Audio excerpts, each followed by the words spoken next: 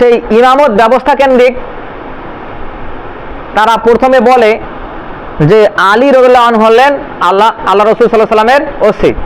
সেই ওসি কেন্দ্রিক তাদের বিশ্বাসটা হচ্ছে যে আল্লাহ রসুলগণ তারা যেভাবে আল্লাহ থেকে নির্বাচিত, ঠিক এইরকমভাবে ইমামরাও আল্লাহ থেকে নির্বাচিত।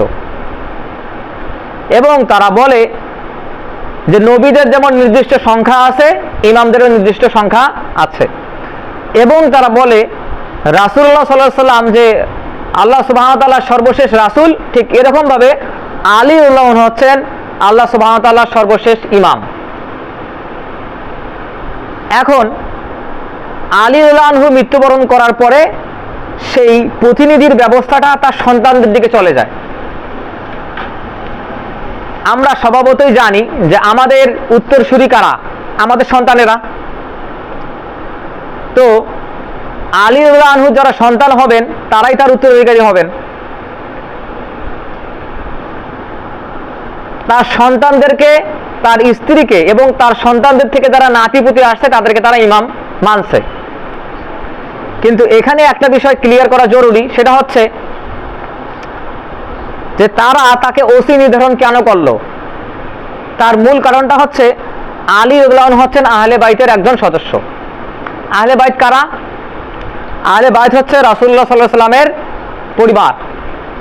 আমরা এর আগে শিয়াদের দাবি মোতাবেক একটা হাদিসে দেখে আসছি যে রাসূলুল্লাহ সাল্লাল্লাহু আলাইহি সাল্লাম একদিন উম্মু সালামার ঘরে গেলেন। সেখানে গিয়ে তিনি হাসান রাদিয়াল্লাহু আনহুকে তার গায়ে যে চাদর ছিল সেই চাদরের ভিতরে নিলেন, তারপর হোসাইন রাদিয়াল্লাহু আনহুকে নিলেন, তারপর আলী রাদিয়াল্লাহু আনহুকে নিলেন, তারপর ফাতেমা রাদিয়াল্লাহু আনহাকে নিলেন এবং রাসূলুল্লাহ সাল্লাল্লাহু আলাইহি ওয়াসাল্লাম সহ সেখানে 5 জন সদস্য হলেন। তখন আল্লাহ সুবহানাহু ওয়া তাআলার কাছে রাসূলুল্লাহ সাল্লাল্লাহু আলাইহি ওয়াসাল্লাম দোয়া করলেন, হে আল্লাহ, হাউলাই আহলু বাইতি, এরা হচ্ছে আমার পরিবারের অংশ, আপনি তাদেরকে পবিত্র করেন। তখন যার ঘরে রাসূলুল্লাহ সাল্লাল্লাহু আলাইহি ওয়াসাল্লাম উপস্থিত উম্মু সালামা, তিনি বললেন, হে আল্লাহ রাসূল, আমি কি তাদের অন্তর্ভুক্ত নই? তখন রাসূলুল্লাহ সাল্লাল্লাহু আলাইহি ওয়াসাল্লাম বললেন, নিশ্চয়ই তুমিও উত্তমতার ভিতরে আছো, নিশ্চয়ই তুমি খয়রের মধ্যেই আছো, তার মানে তুমিও তাদের অন্তর্ভুক্ত। এই হাদিস আমরা শুনে আসছিলাম। তো এই হাদিসটাকে শিয়ারা বলে হাদিসে কিসা, মানে চাদরের হাদিস। এই চাদরের মধ্যে রাসূলুল্লাহ সাল্লাল্লাহু আলাইহি ওয়াসাল্লাম তিনি সহ যে আরো 4 জনকে দিলেন, অর্থাৎ 5 জনেই আহলে বাইত, তারা শুধু এটা দাবি করে। কেন দাবি করে? তাদের দাবি হচ্ছে শুধুমাত্র বনু হাশিম যে গোত্র আছে, কুরাইশের 11টা গোত্র আছে, তার মধ্যে বনু হাশিম গোত্র থেকেই শুধুমাত্র ইমামরা আসবে, তাদের দাবি এটা। কিন্তু আহলে বাইতের প্রধান সদস্য হচ্ছেন রাসূলুল্লাহ সাল্লাল্লাহু আলাইহি ওয়াসাল্লাম, যিনি ওই পরিবারের প্রধান। আমাদের দেখতে হবে যে তিনি কাকে আহলে বাইত বলছেন, তিনি কাদেরকে আহলে বাইত বলছেন, সেটা আমাদের দেখতে হবে। শিয়ারা দাবি করে এই 5 জন শুধুমাত্র আহলে বাইত এবং এই 5 জনের শুধুমাত্র ইমামত পাওয়ার অধিকার আছে, শিয়ারের দাবি এটা। কিন্তু আহলে বাইতের প্রধান সদস্য, পরিবারের প্রধান হচ্ছেন রাসূলুল্লাহ সাল্লাল্লাহু আলাইহি ওয়াসাল্লাম। আমাদের দেখতে হবে যে তিনি কাদেরকে আহলে বাইত বলছেন সেইটা।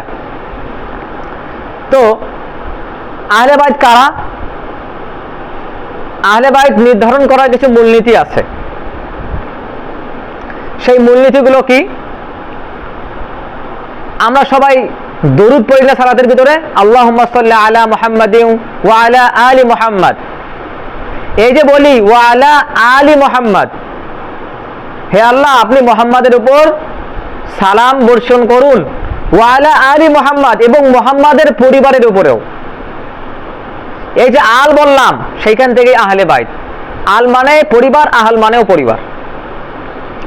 তো এই যে মুহাম্মদ সাল্লাল্লাহু আলাইহি সাল্লামের পরিবারের উপর সালাম বর্ষণ করার দোয়া আমরা আল্লাহ সুবহানাহু ওয়া তাআলার কাছে করতেছি, এটাই হচ্ছে প্রথম দলিল যে তার পরিবার কারা, যাদের উপর আমরা সালাম বর্ষণ করি।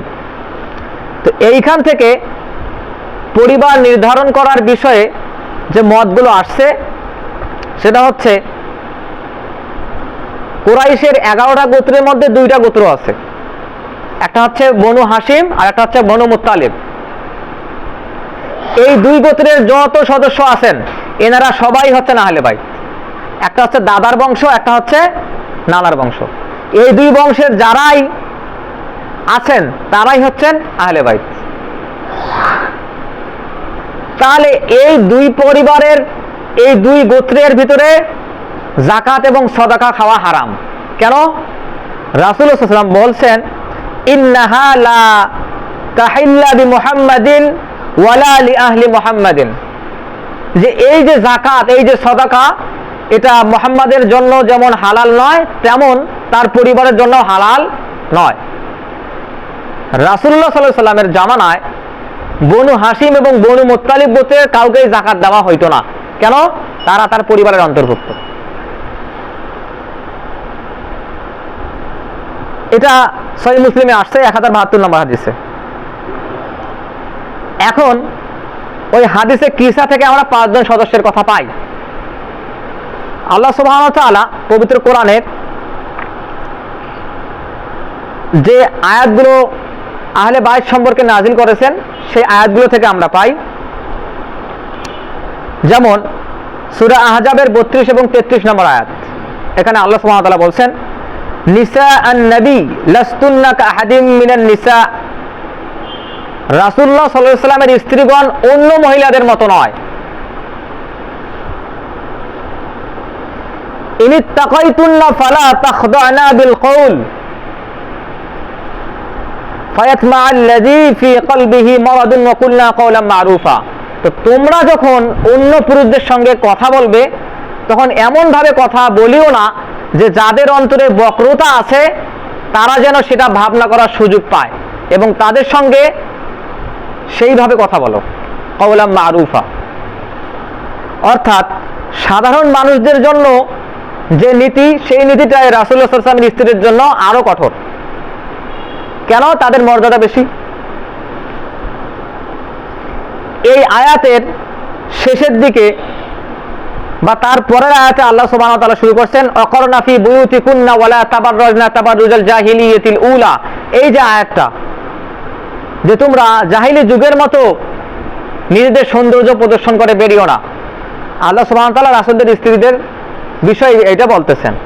এই আয়াতের শেষের দিকে আল্লাহ সুবহানাহু ওয়া তাআলা বলছেন, ইন্নামা ইউরিদুল্লাহু লিইউযহিবা আনকুমুর রিজস, যে আল্লাহ সুবহানাহু ওয়া তাআলা চান তোমাদের ভিতরে যে পঙ্কিলতা আছে সেটা পরিষ্কার করে দিতে। কাদের? আহলাল বাইতি, যারা রাসূলুল্লাহ সাল্লাল্লাহু আলাইহি ওয়াসাল্লামের পরিবারের অংশ, তাদের যে পঙ্কিলতা আছে সেটা আল্লাহ সুবহানাহু ওয়া তাআলা পরিষ্কার করে দিতে চান। ওয়ায়ুতাহহিরাকুম তাতহীরা, এবং তাদেরকে সুন্দরভাবে পবিত্র করতে চান। তো এই যে পবিত্র করার আয়াত চলে আসলো, শেষে আসলো ওয়ায়ুতাহহিরাকুম তাতহীরা, আল্লাহ তাদেরকে সুন্দরভাবে পরিচ্ছন্ন করতে চান। এটাকে শিয়ারা বলে আয়াতে তাতহীর।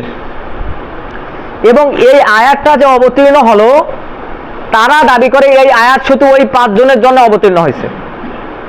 কিন্তু ইমাম তাবারি, ইবনে হাজার রাহিমাহুল্লাহ, ইমাম নববী রাহিমাহুল্লাহ, যারা তাফসীর গ্রন্থগুলো লিখছেন এবং বুখারী মুসলিমের যারা শরাহ লিখছেন, ব্যাখ্যা গ্রন্থ লিখছেন, তারা সবাই এই বিষয়ে একমত যে এই আয়াতটা ইন্নামা ইউরিদুল্লাহু লিইউযহিবা আনকুমুর রিজসা ওয়া ইউতাহহিরাকুম তাতহীরা, এই যে আয়াতটা নাজিল হলো, এইটা নাজিল হয়েছে উম্মু সালামার ঘরে।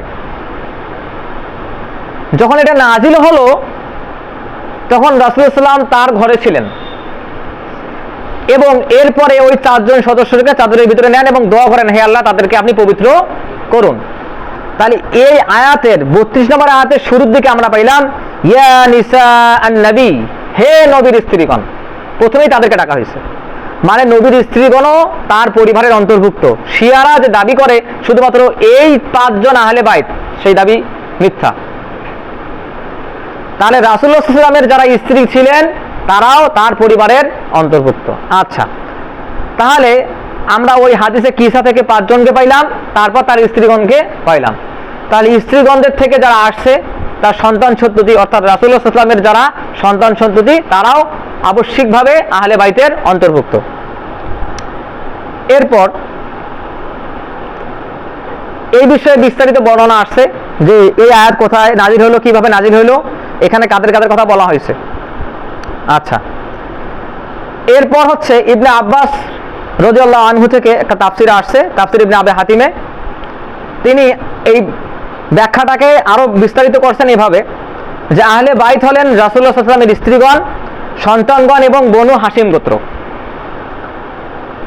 এখন এই বনু হাশিম গোত্রের কারা কারা আহলে বাইতের অন্তর্ভুক্ত এই বিষয়ে বর্ণনা আসছে। যেমন প্রথমেই হচ্ছেন রাসূলুল্লাহ সাল্লাল্লাহু আলাইহি ওয়াসাল্লাম, এরপর হচ্ছেন আলী রাদিয়াল্লাহু আনহু এবং তার পরিবার, এরপর হচ্ছে আব্বাস ইবনে আব্দুল মুত্তালিব এবং তার পরিবার, এরপর হচ্ছেন জাফর ইবনে আবু তালেব এবং তার পরিবার, এরপর হচ্ছে আকিল ইবনে আবু তালেব এবং তার পরিবার, এবং হামজা ইবনে আব্দুল মুত্তালিব এবং তার পরিবার। এনারা সবাই হচ্ছেন রাসূলুল্লাহ সাল্লাল্লাহু আলাইহি ওয়াসাল্লামের চাচা। তার মানে বনু হাশিম গোত্রের রাসূলুল্লাহ সাল্লাল্লাহু আলাইহি ওয়াসাল্লামের চাচাদেরকেও আমরা পাইলাম, তারাও হচ্ছে রাসূলুল্লাহ সাল্লাল্লাহু আলাইহি ওয়াসাল্লামের পরিবারের অন্তর্ভুক্ত, যারা ইসলাম কবুল করছেন। এরপর রাসূলুল্লাহ সাল্লাল্লাহু আলাইহি ওয়াসাল্লাম তার এক হাদিসের মধ্যে বলছেন, ইন্না বনি আল মুত্তালিব ওয়া বনি হাশিম শাইউন ওয়াহিদ, নিশ্চয়ই বনু হাশিম এবং বনু মুত্তালিব তারা ভিন্ন কিছু নয়, মানে তারা একটাই গোত্রের অন্তর্ভুক্ত, তারা একই দল।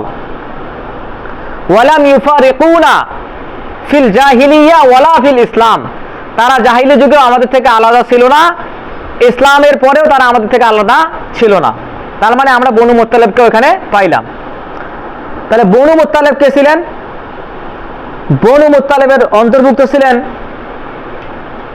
আব্বাস রাদিয়াল্লাহু আনহুর যে সন্তান আব্দুল্লাহ ইবনে আব্বাস, উবাইদুল্লাহ ইবনে আব্বাস, জয়নাব বিনতে জাহশ এবং জয়নাব বিনতে জাহশের যারা ভাই বোন, এনারা সবাই হচ্ছেন বনু মুত্তালিব গোত্রের আহলে বাইত। এখন আমরা যদি সংক্ষেপে বলি তাহলে আহলে বাইত কারা কারা হলো? রাসূলুল্লাহ সাল্লাল্লাহু আলাইহি ওয়াসাল্লাম, এরপর হচ্ছেন তার স্ত্রীগণ, তারপর হচ্ছে তার সন্তান সন্ততি, তারপর তার নাতি নাতনিগণ, এরপর হচ্ছেন তার চাচাতো ভাই এবং চাচারা, এরপর হচ্ছে বনু হাশিম এবং বনু মুত্তালিব গোত্রের সদস্যগণ যারা ইসলাম কবুল করতেন। এরা সবাই আহলে বাইত। শিয়াদের দাবি শুধুমাত্র 5 জন আহলে বাইত। কেন সেটা পরবর্তীতে আমরা ব্যাখ্যা করবো ইনশাল্লাহ। এখন যদি আমরা এই সংক্ষিপ্ত চার্ট থেকে তাদের তালিকা করি, নাম ধরে ধরে উল্লেখ করি কারা আহলে বাইত, তাহলে তালিকাটা এরকম হবে। মুহাম্মদ সাল্লাল্লাহু আলাইহি সাল্লাম তিনি আব্দুল্লাহ ইবনে আব্দুল মুত্তালিবের সন্তান। তার পিতার নাম আব্দুল্লাহ কিনা? তিনি হচ্ছেন আব্দুল মুত্তালিবের সন্তান। আচ্ছা, তিনি হাশিম বংশের। তারপর হচ্ছে আলী রাদিয়াল্লাহু আনহু, তিনি হচ্ছেন তার চাচার ছেলে, মানে চাচাতো ভাই, এবং তিনিও হাশিমি গোত্রের। তিনি যুবকদের মধ্যে সর্বপ্রথম ইসলাম কবুল করছেন এবং ৪র্থতম খলিফা ছিলেন। এরপর হচ্ছেন ফাতেমা রাদিয়াল্লাহু আনহা, তিনি রাসূলুল্লাহ সাল্লাল্লাহু আলাইহি ওয়াসাল্লামের কন্যা এবং জান্নাতে মহিলাদের সর্দারনি প্রধান। এরপর হচ্ছে হাসান এবং হোসাইন রাদিয়াল্লাহু আনহুমা, তারা বনু হাশিম গোত্রের এবং তারা হচ্ছেন রাসূলুল্লাহ সাল্লাল্লাহু আলাইহি ওয়াসাল্লামের নাতি এবং তারা জান্নাতে যুবকদের হবেন নেতা। এরপর আব্বাস ইবনে আব্দুল মুত্তালিব, তিনি হচ্ছেন রাসূলুল্লাহ সাল্লাল্লাহু আলাইহি ওয়াসাল্লামের চাচা, তিনি বনু হাশিম গোত্রের এবং তার বংশ থেকে পরবর্তীতে আব্বাসী বংশধর চলে আসছে এবং খেলাফত প্রতিষ্ঠা করছিল। এরপর হচ্ছে আব্দুল্লাহ ইবনে আব্বাস, যিনি আব্বাস ইবনে আব্দুল মুত্তালিবের সন্তান, যাকে রাসূলুল্লাহ সাল্লাল্লাহু আলাইহি ওয়াসাল্লাম দোয়া করে দিয়েছিলেন এবং তিনি রাইসুল মুফাসসিরিন নামে খ্যাত হয়েছেন, অর্থাৎ মুফাসসিরদের মধ্যে সর্দার নেতা। তার আরেকটা উপাধি হচ্ছে হিবরুল উম্মাহ। এরপর হচ্ছে হামজা ইবনে আব্দুল মুত্তালিব, আমরা সবাই হামজা রাদিয়াল্লাহু আনহুর নাম জানি। তার উপাধি ছিল আসাদুল্লাহ, মানে আল্লাহর সিংহ, এবং তিনি শহীদ হন। এরপর হচ্ছে জাফর ইবনে আবু তালিব, তার চাচাতো ভাই, তিনিও বনু হাশিম গোত্রের। হাবশায় যারা হিজরত করছিলেন মক্কা থেকে, তিনি ছিলেন তাদের দল নেতা। এরপর হচ্ছেন আকিল ইবনে আবু তালেব, তিনি হচ্ছেন চাচাতো ভাই। রাসূলুল্লাহ সাল্লামকে মক্কা থেকে যারা তথ্য দিত, বিভিন্ন গোপন তথ্য দিত, তিনি হচ্ছেন তাদের প্রধান। এরপর উম্মু ফাদল লুবাবা, তিনি আব্বাস রাদিয়াল্লাহু আনহুর স্ত্রী, তিনি প্রথম নারী যারা মক্কার বাইরে ইসলাম কবুল করছে। এরপর হচ্ছে আব্দুল্লাহ ইবনে জাহশ, তিনি হচ্ছেন জয়নাব রাদিয়াল্লাহু আনহার ভাই, তিনি হচ্ছেন মুত্তালিবী। এবং প্রথম মুসলিম সেনাপতি, যার নেতৃত্বে রাসূলুল্লাহ সাল্লাল্লাহু আলাইহি ওয়াসাল্লাম বাইরে কোন সেনাদলকে পাঠাইছিলেন। এরপর উবাইদুল্লাহ ইবনে জাহশ, এরপর হচ্ছে জয়নাব বিনতে জাহশ, এরপর হচ্ছে হামনা বিনতে জাহশ এবং উম্মে সালামা রাদিয়াল্লাহু আনহুম আজমাইন। এনারা সবাই ছিলেন আহলে বাইতের অন্তর্ভুক্ত। এখানে আমরা প্রায় 17 জনের মতো পাইলাম সেই সময় যারা জীবিত ছিলেন, এবং উল্লেখযোগ্য নামগুলোর ভিতর থেকে 17 জনকে পাইলাম যারা আহলে বাইতের অন্তর্ভুক্ত। শিয়াদের দাবি মাত্র 5 জন। কেন? তারা রাজনৈতিকভাবে আলী রাদিয়াল্লাহু আনহুর বংশ থেকে খেলাফত পাইতে চায়, শাসন করতে চায়, শাসক হইতে চায়। এজন্যই তারা দাবি করতে শুধুমাত্র বনু হাশিম গোত্রের লোকেরাই হবে আহলে বাইত। এবং যেহেতু তারা বলে যে আলী হচ্ছে নির্বাচিত ওসি এবং আলী একমাত্র ইমাম হবে, যিনি হবেন প্রথম খলিফা, যেহেতু অন্য সকল সাহাবী প্রথম, দ্বিতীয়, তৃতীয় খলিফার বিরোধিতা করেন নাই, বরং তাদেরকে খলিফা হিসেবে নির্বাচিত করছেন, এজন্যই অন্য সকল সাহাবী এবং আহলে বাইতের যে সদস্যগণ তারা এই প্রথম, দ্বিতীয়, তৃতীয় খলিফাদের বিরোধিতা করেন নাই, এরা সবাই কাফের। এটা হচ্ছে শিয়াদের দাবি। দেখেন যে আহলে বাইতের মর্যাদার কথা রাসূলুল্লাহ সাল্লাল্লাহু আলাইহি ওয়াসাল্লাম বলে গেছেন, আযাক্কিরুকুমুল্লাহু ফি আহলি বাইতি, আমি আল্লাহর নাম স্মরণ করে তোমাদের সতর্ক করে দিয়ে যাচ্ছি, তোমরা আমার পরিবারের সঙ্গে ভালো ব্যবহার করবে। এই যে রাসূলুল্লাহ সাল্লাল্লাহু আলাইহি ওয়াসাল্লাম বলে গেলেন, সেই পরিবারের মাত্র 5 জন বাদে সবাইকে তারা কাফের বলে। যারা নিজেদেরকে শিয়া দাবি করে, অর্থাৎ যারা নিজেদেরকে আলীর সমর্থক দাবি করে, সেই তাদের আচরণ আলী রাদিয়াল্লাহু আনহুর বংশধরদের প্রতি, চিন্তা করেন, শুধুমাত্র রাজনৈতিক স্বার্থে। এখন এনারা বলেন যে কেন আমরা এই 5 জনকে মানি, অন্য সকলকে মানি না। এই বিষয়ে একটা বর্ণনা আসছে আন আবি জাফর আলাইহিস সালাম, তারা আলী রাদিয়াল্লাহু আনহু, হোসাইন রাদিয়াল্লাহু আনহু, হাসান রাদিয়াল্লাহু আনহু, ফাতেমা রাদিয়াল্লাহু আনহা, এনার সবার শেষে উচ্চারণ করলে আমরা কি বলি? রাদিয়াল্লাহু আনহু বলি কিনা? ওনারা আবার আলাইহিস সালাম, মানে নবীদের ক্ষেত্রে আমরা যেটা বলি ওনারা সেটা বলে। সেইখানে একটা বর্ণনা তো জাফর থেকে বর্ণিত, তিনি বলছেন কানান নাসু আহলে রিদ্দা, সমস্ত মানুষ আহলে রিদ্দা, মানে সবাই মুরতাদ হয়ে গেছিল। বা'দান নবী সাল্লাল্লাহু আলাইহি ওয়াসাল্লাম ওয়া আলিহি ইল্লা সালাসা, তার পরিবার সহ মাত্র 3 জন বাদে। তারা কারা? মিকদাদ ইবনে আসওয়াদ, আরেকজন হচ্ছে ওয়া আবু যার আল গিফারি, আবু যার গিফারি, ও সালমান ফারসি এবং সালমান ফারসি। এই 3 জন ছাড়া তারা বলে যে এরা নবী পরিবারের যারা আহলে বাইতের অংশ, এই 4 জন বাদে কিংবা এই 3 জন সাহাবী বাদে সবাই কাফের হয়ে গেছে। এরপর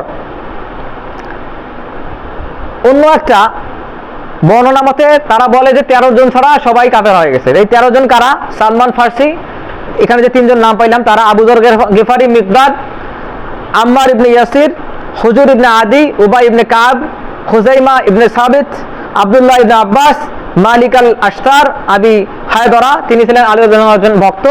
এরপর হচ্ছে আবু রাফি, যিনি প্রথমে রাসূলুল্লাহ সাল্লাল্লাহু আলাইহি ওয়াসাল্লামের দাস ছিলেন, পরে তাকে মুক্ত করা হয় এবং ইসলাম কবুল করেন। এরপর হচ্ছে কুমাইর ইবনে জিয়াদ, তারপর হচ্ছে বারা ইবনে মালিক। অথচ আল্লাহ সুবহানাহু ওয়া তাআলা সূরা তাওবার 100 নম্বর আয়াতে বলছেন ওয়াসাবিকুনাল আউয়ালুনা মিনাল মুহাজিরিনা ওয়াল আনসার, যে মুহাজির এবং আনসারদের মধ্যে যারা প্রথম থেকে ইসলাম কবুল করছেন তাদেরকে তোমরা গালি দিও না। আল্লাহ তাদের উপর সন্তুষ্ট এবং তারা আল্লাহর উপর সন্তুষ্ট, অথচ তারা এনাদেরকে কাফের বলে।